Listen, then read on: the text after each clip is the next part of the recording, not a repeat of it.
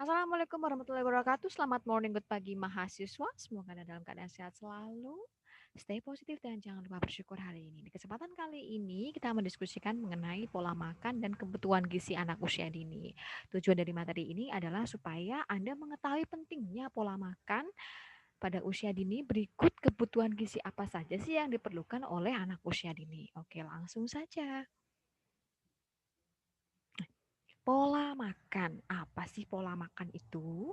Jadi pola makan itu merupakan cara yang ditempuh seseorang atau kelompok untuk memilih makanan dan mengonsumsinya sebagai reaksi terhadap pengaruh fisiologis, psikologis, budaya, dan sosial. Menurut Harper dalam Hasibuan. Jadi pola makan itu adalah cara yang dilakukan seseorang atau kelompok untuk memilih dan mengkonsumsi sebagai reaksi yang dirasakan dia. Nanti lapar, kemudian untuk ada istilah ya, makan untuk hidup atau hidup untuk makan. Nah, itu juga masih ada hubungannya bahwa makan itu eh makan itu ya untuk hidup gitu loh. Makan untuk bertahan hidup, makan untuk menjaga kesehatan tubuh, dan makan untuk makan, dan yang tentu makan makanan itu adalah mengandung gizi. Oke, nah prinsip pemberian makanan ini ada 5. Yang pertama adalah sumber energi atau tenaga, kemudian menyokong pertumbuhan badan, fisik ya. Pertumbuhan badan itu tidak hanya tinggi dan berat ya, sudah tentu pasti em, ketajaman penglihatan, kekuatan, kemudian bisa untuk apa namanya ya, mengganti sel-sel tubuh yang rusak. Kemudian ini tadi hubungannya dengan memelihara jaringan tubuh, lalu mengatur metabolisme dan keseimbangan cairan tubuh, dan mekanisme pertahanan tubuh atau antioksidan dan antibodi lain. Jadi prinsip-prinsip pemberian makanan ini harus mencakup 5 poin ini tadi gitu. Terkadang yang penting cuma makan asal kenyang gitu ya. Yang penting nasinya banyak. Berarti dia hanya cukup untuk sumber energi saja atau tenaga saja. Tapi untuk menyokong pertumbuhan badan, memelihara jaringan tubuh, mengatur metabolisme dan pertahanan tubuhnya itu rendah gitu. Jadi kalau bisa pemberian makanan ini adalah yang memenuhi kelima poin ini sendiri. Kebanyakan sayur nggak mau makan nasi, dia bisa untuk menyokong pertumbuhan badan dan memelihara jaringan tubuh, tapi tidak punya tenaga karena setiap jenis apa komponen-komponen gizi itu juga mengandung fungsi ya seperti yang dijelaskan pada pertemuan minggu lalu. Pola makan pada anak usia dini, jadi membentuk pola makan yang baik untuk anak usia dini itu menuntut kesabaran orang dewasa ya, dalam hal ini ibu, kemudian orang-orang dewasa yang ada di sekeliling anak, khususnya di lembaga PAUD ya, PAUD TKRA gitu. Jadi memang harus sabar ya, karena ya masa-masa anak usia dini itu masa anak-anak yang sulit makan gitu. Dan pola makan ini merupakan informasi yang memberikan gambaran berbagai macam dan jumlah makanan yang dimakan setiap hari oleh manusia, oleh si anak itu. Jadi melalui pola makan kita tuh bisa menganalisis, oh ini jumlah makanan dan zat gizinya yang dikonsumsi anak itu apa sih. Jadi kita bisa lihat bahwa oh anak itu kok lemes, kenapa? Oh ternyata nggak makan nasi gitu, dia lebih makan buah atau sayur, makanya tidak tenaganya. Kok ini kok anak sering sakit, oh dia tidak mendapatkan zat protein yang cukup gitu. Lalu, nah ini tadi pola makan itu dipengaruhi oleh beberapa faktor ya, diantaranya kebiasaan, kesenangan, budaya, agama, taraf ekonomi, dan lingkungan alam. Jadi kebiasaan itu maksudnya apa? Oh makanannya dikasih, yang penting anak senang aja dikasih nugget atau telur ceplok. Yang penting anak itu mau makan gitu. Kemudian ya ini tadi ada kesenangan. Kesenangan, itu anak sukanya makan apa, dan budaya. Jadi di rumah kalau anak itu biasa makannya dengan gizi lengkap, atau budayanya memang orang tuanya nggak suka makan sayur, anaknya jadi dibiasakan nggak suka makan sayur. Nah itu yang bahaya ya. Kemudian agama, kalau di Islam kan ada makanan halal dan makanan yang haram ya. Lalu taraf ekonomi, nah ini ekonomi, bagi ekonomi yang menengah ke atas itu variasi dalam pemenuhan gizinya itu lebih banyak ya. Misalnya kalau ikan kita taunya hanya lele, mujair, mungkin bagi yang masyarakat dengan taraf ekonomi menengah ke atas bisa ditambahkan dengan ikan salmon, ikan tuna gitu, dan sebagainya. Dan lingkungan alam. Nah, ini faktor demografi, faktor geografi, sorry. Faktor geografi. Jadi yang di dataran pantai itu konsumsi ikannya, konsumsi makanan lautnya lebih banyak daripada sayur-sayurannya. Kemudian yang di gunung lebih menyukai sayur-sayuran daripada menyukai ikan, menyukai ya itu. Begitupun yang di dataran rendah konsumsinya lebih variatif, akan tetapi varian rasanya pun juga lebih variatif, lebih menyukai rasa asin, pedas gitu. Nah, anak usia dini itu mengalami fase sulit makan. Nah, jika berkepanjangan tentu akan mempengaruhi proses tumbuh kembangnya gitu. Karena jumlah dan jenis zat gizinya itu berkurang atau kurang ya, maaf. Nah, dalam kondisi khusus itu anak itu memerlukan suplemen diantaranya vitamin atau mineral yang akan memperbaiki metabolisme tubuh. Tapi diberikan dalam kondisi tertentu, misalnya setelah sakit atau pola makan anaknya tidak teratur atau sulit makan. Gitu ya. Tujuannya itu bukan memancing anak untuk nafsu makan, akan tetapi untuk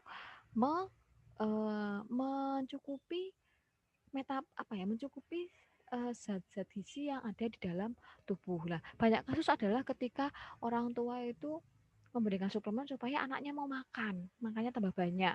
Nah, itu konsep yang salah ya. Jadi hanya mencukupi nutrisi-nutrisi yang dibutuhkan oleh tubuh gitu.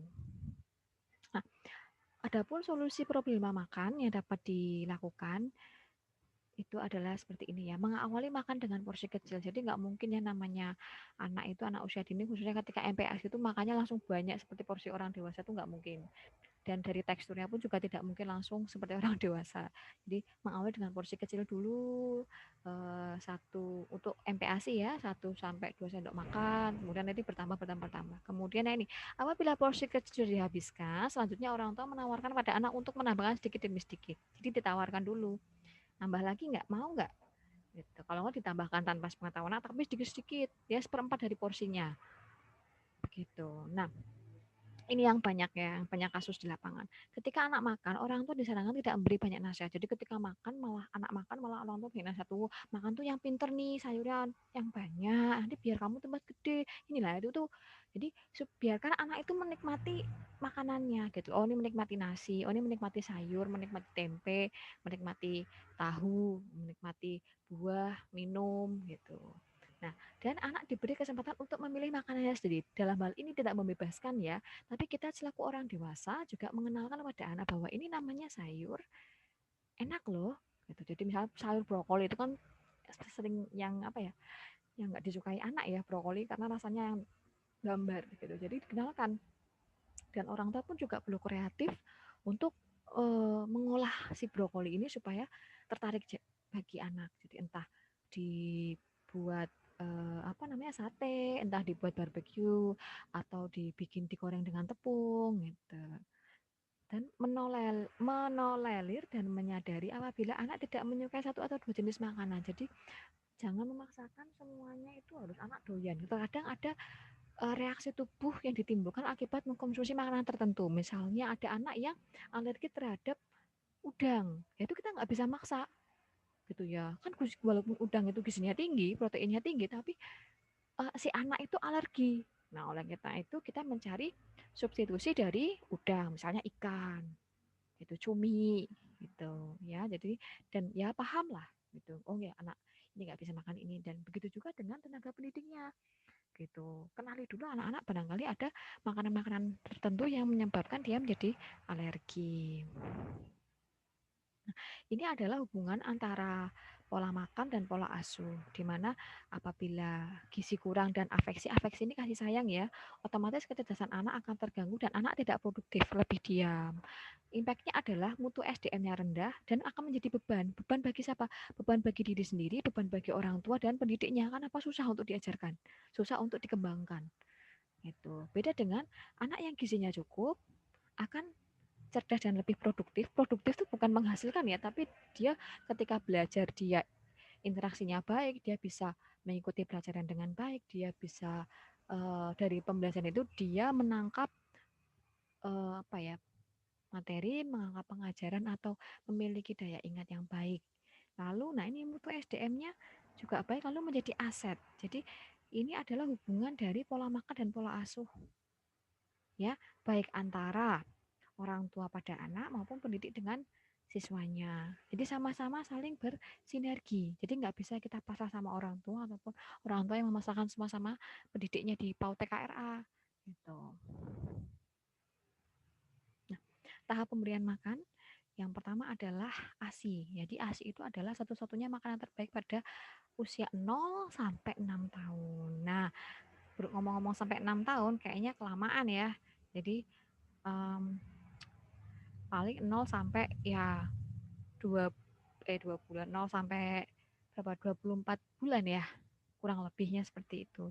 Jadi hal ini pun menyesuaikan dengan kondisi si ibu dan si anak ya. Kalau sekiranya sudah anak dan yang utama kan 0 sampai 6 bulan karena dari 6 bulan itu sudah dikenalkan makanan pendamping ASI. Jadi otomatis kualitas dan kuantitas ASI pun juga mengalami penurunan tapi tetap diberikan ASINya. Nah, karena apa? Kekurangan gizi pada usia 0 sampai 6 tahun itu mengakibatkan otak anak tidak berkembang secara optimal, fisiknya terbatas, rendah daya tahan tubuh terhadap penyakit dan mengalami penyakit degeneratif. Jadi, kurangnya pemberian ASI itu menyebabkan ini tadi. Gitu. Nah, kondisi-kondisi seperti ini disebut dengan lost generation atau kekhawatiran mengenai generasi yang punah gitu loh. Tidak ada generasi penerusnya lagi gitu. Makanya ASI itu adalah satu-satunya makanan terbaik. Di sini adalah kasusnya apabila si ibu tidak bisa mengeluarkan ASI, itu kita tidak bisa menyalahkan ibunya ya. Kita hanya bisa memotivasi dan mendaya gunakan si ibu gitu. Jadi pasti kok ibu itu bisa menyusui walaupun dengan perjuangan masing-masing. Gitu. Jadi tetap disupport, jangan langsung ya sudah kalau memang terpaksa tidak bisa sama sekali ya berikanlah support.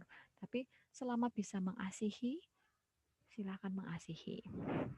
Nah, ada pun hasil penelitian mengenai kegagalan pemberian ASI eksklusif itu dapat menurunkan jumlah sel otak bayi sebesar 15-20% sehingga menghambat pula kecerdasan bayi pada tahap selanjutnya. Karena apa? ASI itu mengandung imunoglobulin yang berperan mencegah kuman patogen dan virus pada mukosa usus halus akan menghambat polifade. Jadi gini, mukosa usus halus itu ASI itu melapisi usus halus. Jadi mukosa usus halusnya itu terlapisi melalui ASI itu. Makanya usia 0 sampai 6 bulan itu tidak boleh diberikan makanan lain karena usus halusnya itu belum kuat. Usus halus itu kan untuk menyerap zat gizi. Nah, kalau dari usia 4 bulan misalnya dikasih makan, nah itu kasihan ususnya belum kuat. Yang terjadi adalah nanti anak pencernaannya bermasalah. Begitu. Makanya makanan pendamping ASI diberikan saat bayi usia 6 bulan. Nah, kemudian diperkenalkan makanan padat pada bayi atau MPASI.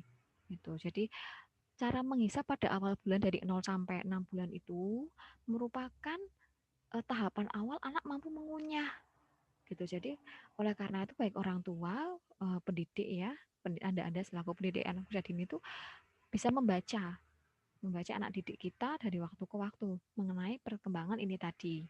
Nah, keterampilan lidah dan menelan bayi adalah tanda-tanda tertangkapan, memulai dan menunda pemberian makanan padat. Jadi kalau di awal bayi itu kan ketika diberi ASI atau diberi ASI kan kadang lidahnya masih menolak-menolak gitu ya. Tapi kan lama-lama bisa bisa menghisap puting ibu gitu. Lalu begitu pun juga ketika dia MPASI. Jadi pertama kan mengalami penolakan dulu.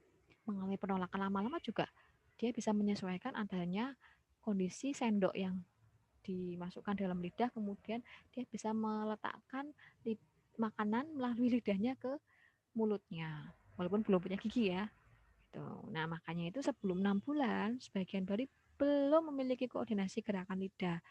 Jadi dia makanan-makanan yang dikunyah di lidah itu belum halus, ketika ditelan, nah ini ususnya bayi juga belum matang, maka akan terjadi apa ya pencernaannya terganggu karena belum siap itu tadi.